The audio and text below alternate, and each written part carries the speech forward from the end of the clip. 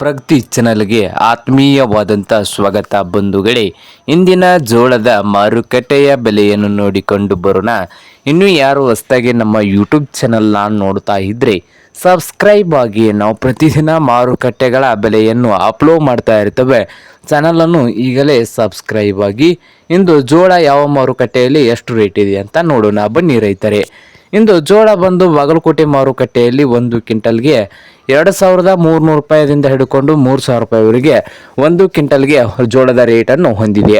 ಹಾಗೆ ಅಹಮದ್ನಗರ್ ಮಾರುಕಟ್ಟೆಯಲ್ಲಿ ಕೂಡ 1 ಕ್ವಿಂಟಲ್ಗೆ 2,000 ರೂಪಾಯಿದಿಂದ 3,000 ರೂಪಾಯಿವರೆಗೆ ಅಹಮದ್ನಗರ್ ಮಾರುಕಟ್ಟೆಯಲ್ಲಿ 1 ಕ್ವಿಂಟಲ್ ಜೋಳದ ಬೆಲೆಯನ್ನು ಹೊಂದಿದ್ದು, ಹಾಗೆ ಇನ್ನೊಂದು ಮಾರುಕಟ್ಟೆ ಒಂದು ಪುಣೆಯಲ್ಲಿ ನೋಡೋದಾದರೆ ಜೋಳ ಬಂದು 4,000 ರೂಪಾಯಿದಿಂದ ಹಿಡ್ಕೊಂಡು 4,300 ರೂಪಾಯಿವರೆಗೆ ಲಾಸ್ಟ್ ರೇಟನ್ನು ಹೊಂದಿದೆ 1 ಕ್ವಿಂಟಲ್ ಜೋಳಕ್ಕೆ.